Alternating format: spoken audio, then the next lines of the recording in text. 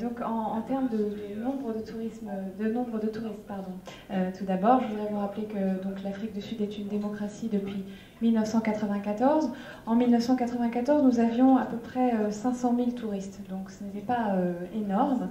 Donc il y a 5 ans, j'ai réuni les responsables de notre industrie touristique et nous nous sommes fixés un objectif, c'était d'atteindre 10 millions de touristes d'ici 2010. Le fait est que pour 2008, nous avons les chiffres et le nombre de touristes s'élève à 9 millions et demi. Donc nous ne sommes pas loin des 10 millions. Nous pensons atteindre les 10 millions de touristes pour 2009. En tout cas, pour le 2010, c'est certain. Maintenant, j'ai récemment procédé à une série de consultations avec l'industrie en Afrique du Sud et nous avons bien sûr décidé de pousser encore ce chiffre à la hausse si c'est possible. En ce qui concerne les recettes attendues pour la Coupe du Monde en 2010, je vous ai dit tout à l'heure que le tourisme contribuait à hauteur de 8,5% du PIB sud-africain. Maintenant, nous nous sommes fixés comme objectif et nous espérons atteindre une contribution d'environ 13% à notre PIB. Voilà, mais c'est très difficile à estimer, bien sûr, à l'avance ce genre de chiffres. Univisa qui va être mis en place donc, par le ministère de l'Intérieur d'Afrique du Sud. Il concernera les pays de la SADC. Donc pour avoir une liste des pays de la région de la SADC, vous pourrez nous demander, nous vous les donnerons. Donc ce sont les pays qui font partie de la Société de développement d'Afrique australe. Pour ce qui est de l'Univisa, il sera bien sûr temporaire. Pour la Coupe du Monde, il devrait commencer à être mis en place début 2010 pour être prêt pour la Coupe du Monde. Alors bien sûr, je ne voudrais pas parler politique aujourd'hui, mais à mon avis, bon, c'est théoriquement un arrangement temporaire, mais à mon avis, c'est quelque chose d'extrêmement positif qu'il faudrait peut-être conserver. Je pense que c'est un extrêmement bon stimulant pour la croissance et c'est un élément positif, mais théoriquement, ce sera temporaire. Voilà.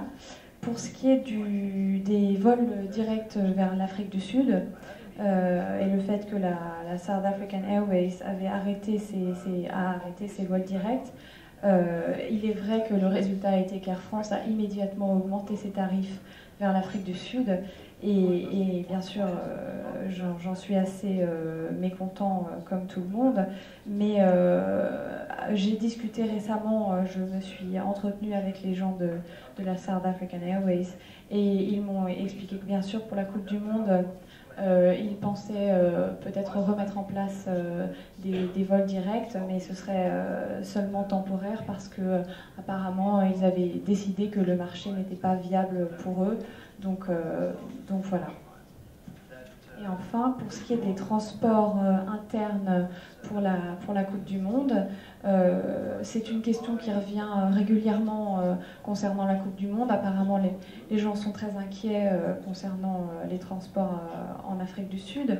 De mon point de vue, nous serons prêts, c'est évident. J'ai récemment rencontré donc Match FIFA et ils m'ont certifié que tout serait prêt et que tout serait parfaitement au point.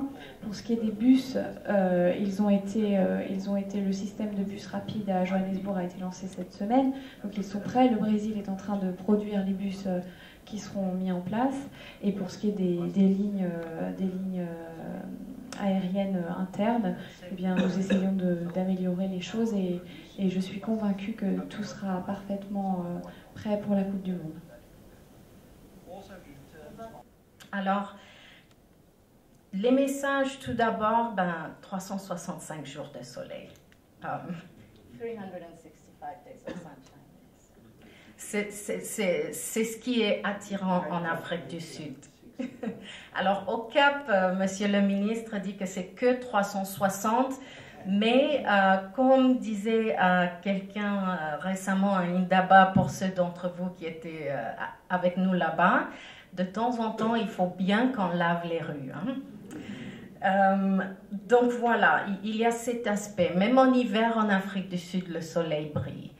Même quand il y a un orage, 30 minutes après, le soleil sort et il brille. Donc c'est toujours le soleil qui gagne. Donc ça, c'est un premier aspect très important.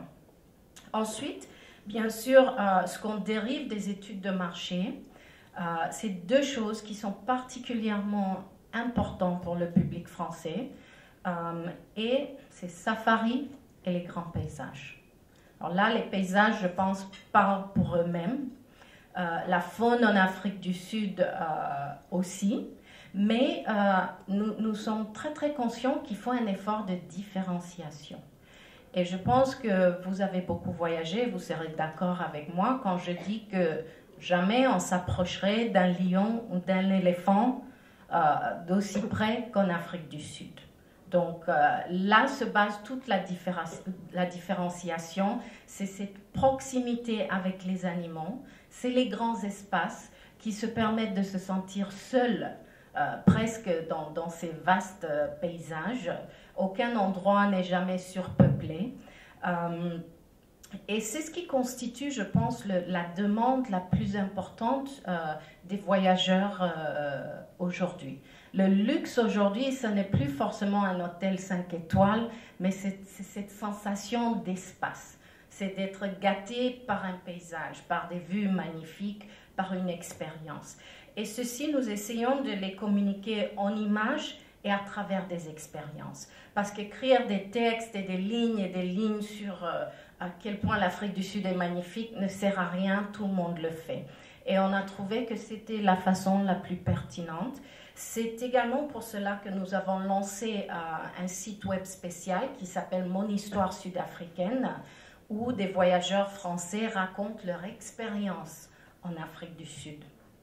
Donc, il ne s'agit pas de faire un classement, de dire que c'est mieux que ça et ça, mais vraiment de raconter cette petite portion de vie magique, magnifique qu'on aurait vécue en Afrique du Sud.